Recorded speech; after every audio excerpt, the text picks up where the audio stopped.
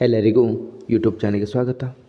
ಈ ಒಂದು ವಿಡಿಯೋದಲ್ಲಿ ನಾವು 7ನೇ ತರಗತಿ ಸಮಾಜ ವಿಜ್ಞಾನ ಅಧ್ಯಾಯ 20 ಕರ್ನಾಟಕದ ಆರ್ಥಿಕ ಮತ್ತು ಸಾಮಾಜಿಕ ಪರಿವರ್ತನೆ ಈ ಪಾಠದ ಪ್ರಶ್ನೋತ್ತರಗಳನ್ನು ನೋಡೋಣ.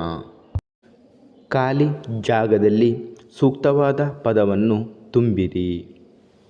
ಮೊದಲನೇ ವಾಕ್ಯ, ಬಿ ಡಿ ಜತ್ತಿಯವರು ಭಾರತದ ಡ್ಯಾಶ್ ಆಗಿದ್ದರು. ಉತ್ತರ, ಉಪರಾಷ್ಟ್ರಪತಿ. ಎರಡನೇ ವಾಕ್ಯ, 1947ರಲ್ಲಿ ಕರ್ನಾಟಕದ ಮುಖ್ಯಮಂತ್ರಿಯಾಗಿದ್ದವರು ಡ್ಯಾಶ್. ಉತ್ತರ, ಡಿ ದೇವರಾಜ ಅರಸ್.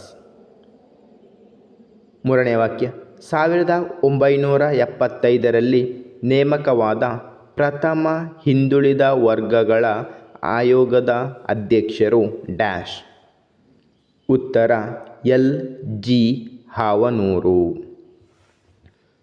ಮುಂದಿನ ವಾಕ್ಯ, ಕರ್ನಾಟಕದಲ್ಲಿ ಪಂಚಾಯತ್ ರಾಜ್ ವ್ಯವಸ್ಥೆ ರೂವಾರಿ ಡ್ಯಾಶ್. ಉತ್ತರ, ಶ್ರೀ ಅಬ್ದುಲ್ ನಜೀರ್ ಸಾಬ್.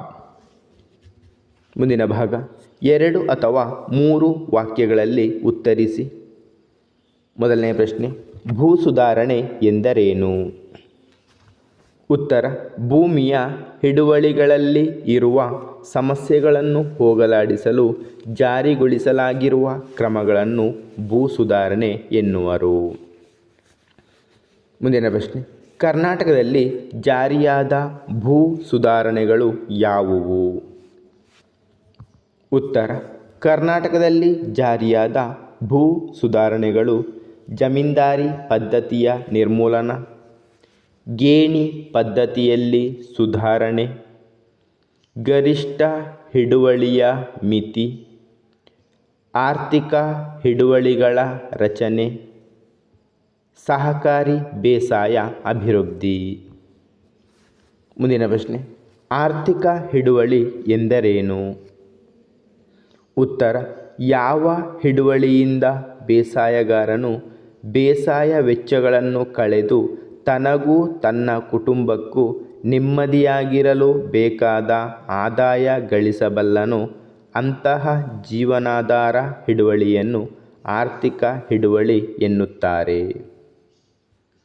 ಮುಂದಿನ ಪ್ರಶ್ನೆ, ಒಂದು ಕುಟುಂಬ ಹೊಂದಬಹುದಾದ ಭೂಮಿಯ ಗರಿಷ್ಠ ಮಿತಿಯನ್ನು ಕರ್ನಾಟಕ ಸರ್ಕಾರವು ಏಕೆ ನಿಗದಿಪಡಿಸಿದೆ? ಉತ್ತರ, ಭೂಮಿಯ ಮೇಲಿನ ಭೂಮಾಲೀಕ ವರ್ಗದ ಹಿಡಿತವನ್ನು ಮಿತಗೊಳಿಸುವುದು ಇದರ ಉದ್ದೇಶವಾಗಿತ್ತು. ಭೂಹೀನರಿಗೆ ಭೂಮಿಯ ಒಡೆತನದ ಹಕ್ಕು ಸಣ್ಣ ಪ್ರಮಾಣದಲ್ಲಿ ದೊರಕಿಸಲು, ಜಮೀನ್ದಾರಿ ಪದ್ಧತಿಯನ್ನು ನಿರ್ಮೂಲನೆ ಮಾಡುವ ಉದ್ದೇಶದಿಂದ ಕರ್ನಾಟಕ ಸರ್ಕಾರವು ಒಂದು ಕುಟುಂಬ ಹೊಂದಬಹುದಾದ ಗರಿಷ್ಠ ಭೂಮಿಯ ಮಿತಿಯನ್ನು ನಿಗದಿಪಡಿಸಿದೆ. ಮುಂದಿನ ಪ್ರಶ್ನೆ, ಸಹಕಾರಿ ಬೇಸಾಯ ಪದ್ಧತಿ ಎಂದರೇನು?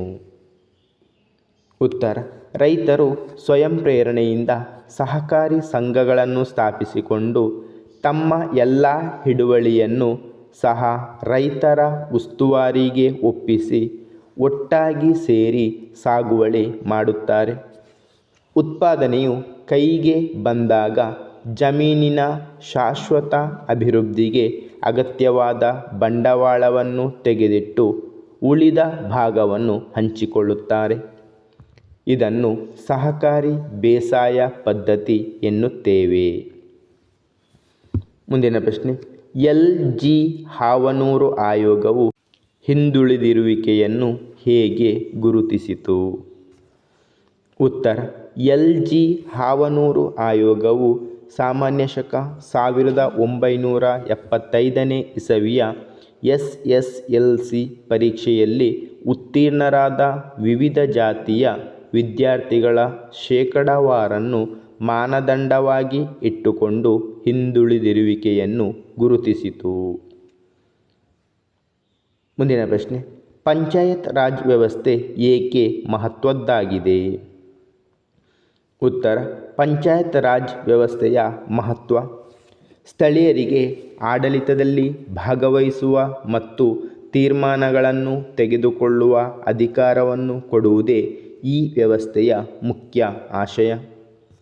ದಲಿತ, ಹಿಂದುಳಿದ ಮತ್ತು ಮಹಿಳಾ ವರ್ಗಗಳಿಗೆ ಸ್ವಯಂ ಆಡಳಿತದಲ್ಲಿ ಪಾಲ್ಗೊಳ್ಳುವ ಹೆಚ್ಚಿನ ಅವಕಾಶವನ್ನು ಒದಗಿಸುವುದು.